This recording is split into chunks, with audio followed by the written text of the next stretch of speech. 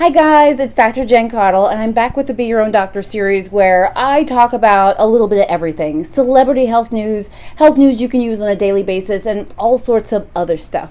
So thank you so much for joining me today. Today I am talking to medical students and residents about how to pick a specialty. Yeah, not always so easy, let me tell you.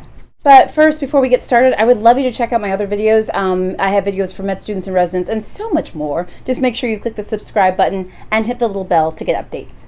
Okay, so a little bit about me. I'm a family doctor. I've been in practice for a little over 10 years. And I'm also an associate professor at Rowan University School of Osteopathic Medicine in the Department of Family Medicine. So I kind of do the academic doctor thing, right? I see patients. I also teach the third year family medicine clerkship. I'm the clerkship director for that. Clerkship director for that. And on occasion, I precept the residents in the office as a backup preceptor. So that's a little bit about my gig. Plus, I do lots of media, stuff like that. But I wanted to do a video on how to pick a specialty because, you know what? I always feel like, and I felt like this when I was going through, hold on, got to organize myself. I felt like this when I was going through school. I felt like everyone knew what they wanted to do except for me. And it really felt like it was true. I mean, I didn't know what I wanted to do up until honestly the last minute. Now, this is who I was as a medical student. First of all, I pretty much liked every rotation I ever did, except for maybe surgery so much. And OB was a little bit like, oh, you know. So I kind of got a feel that surgical specialties probably wasn't the way to go. But everything else, I was like, this is cool. This is cool. I kind of got into everything I did every single month. So I'm not going to say that made it hard to pick a specialty, but it didn't really narrow things down for me. But actually, in some ways, it did. I'm going to tell you, so I'm telling you my story so then I can give you my advice on maybe how you should approach this. For me, what happened was I started thinking about the stuff I liked about the rotations I was on. And I noticed some things, some patterns and things that I loved. I realized that I really loved being able to have a relationship with patients. I'm kind of a chatty person, so I loved it when the doctor that I was rotating with would say, oh, how's your daughter doing? Oh, how's your cousin? Oh, how'd that rash work out? That sort of continuity and relationship, I really liked that. That spoke to me. And I also realized when I was going through my rotations that, yeah, hospital medicine was good. I mean, I did fine at it. I was good at it. But I didn't like being stuck in the hospital. That was hard for me. Like being in the hospital all day long, and I couldn't figure out why, but it was hard for me. I didn't like it. Not all day long, you know what I mean? And then the other thing I realized was I needed sunlight, and like this is going to sound crazy, but like I really did need sunlight. I remember when I was on my surgery rotation, and I actually got in trouble a couple of times for doing this, but like, you know how like you get on your surgery rotation, you get to the hospital at like 4:30 or 5 in the morning or whatever to start rounding on your patients, or maybe it was 4. I don't even remember what time I got there. So you get there when it's dark, and you get there and you leave when it's dark. And sometimes I would just like I would step out of the hospital and just sit on the front steps just to get some sunlight. Yeah, a couple times I was caught and I got in trouble. I wouldn't stay for a long time. Maybe I was staying longer than I thought. I don't know. But I realized, like, I gotta see daylight, guys. I've got to see some sunshine. And then continuity. I always wanted to know what happened to people. You know, I loved ER, but it was tough for me because I never knew what happened to the folks that we discharged. At least if they were admitted, I could see, like, I could check their chart or whatever and see what happened to them, or talk to somebody who was on the service taking care of them. But I needed to know, like, what happened? What happened to these folks? So, for me, I put all of that together and I realized, well, first of all, I like a lot of things. So primary care was probably my way to go because I wanted to have a variety of things that I saw.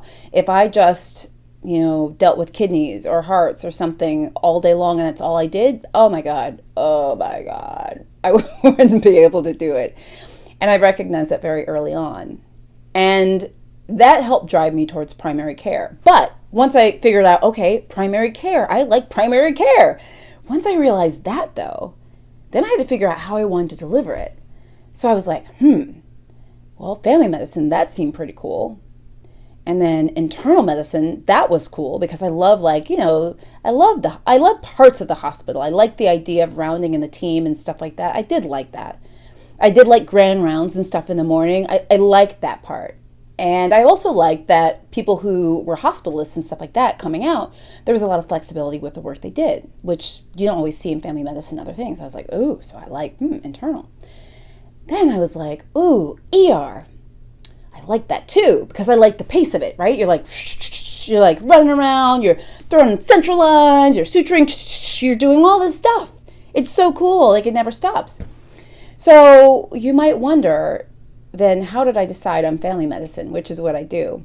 And that's really the crux of what I want to tell you about, is how I decided, which is how I suggest you decide and think about what you want to do. At the end of the day, it's a personality decision. At the end of the story, it's really about who you are as a person and who you are on the inside. What type of person are you? What do you like? What don't you like? What speaks to you? What doesn't speak to you? Look, if you don't like talking to people, don't go into family medicine. Y'all need to be looking at radiology, ICU, anesthesia, okay? Right? Am I right? Am I right? Okay, I'm right. If you love hands-on stuff and you love procedures, you need to be thinking about something that will allow you to do procedures. It doesn't have to be a surgical specialty, but oftentimes they are.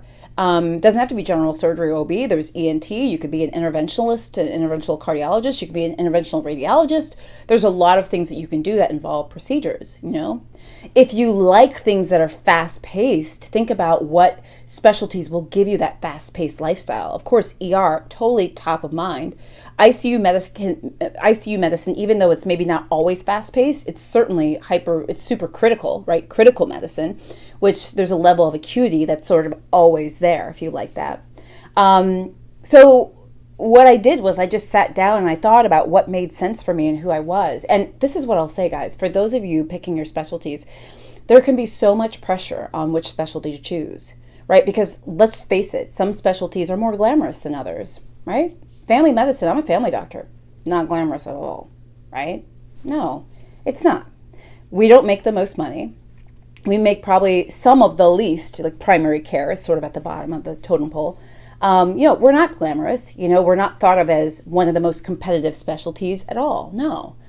But what I want you to think about when you're picking a specialty is not what's going to sound good to your family or friends or the people in your class or even to yourself. I want you to think about what you can imagine doing for the next 20, 30, 40 years of your life. What you're going to be happy going in to do day in and day out. And trust me, if you don't like what you're doing, it won't matter how much you're making. No, I really mean that. Money does not create happiness. It does not. You need to be happy in what you do. So think about your medical specialty and really think about who you are as a person.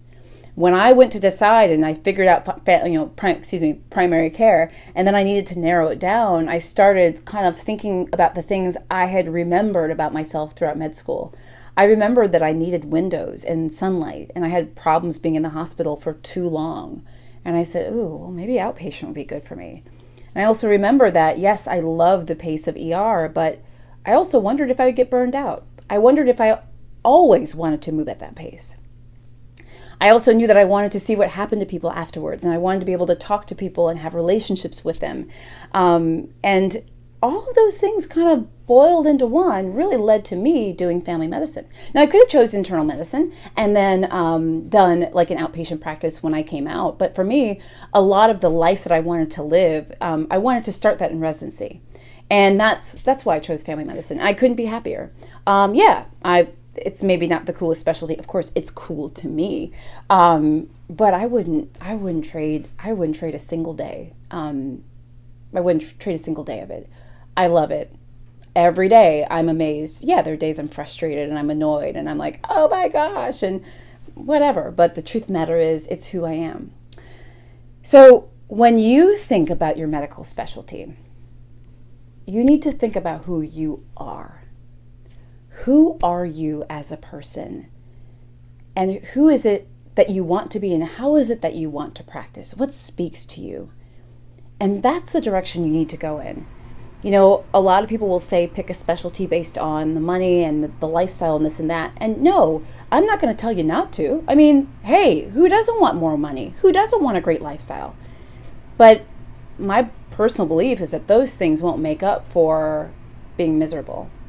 You know, a flexible lifestyle and a lot of money, if you're miserable, they don't necessarily balance out or cancel each other out.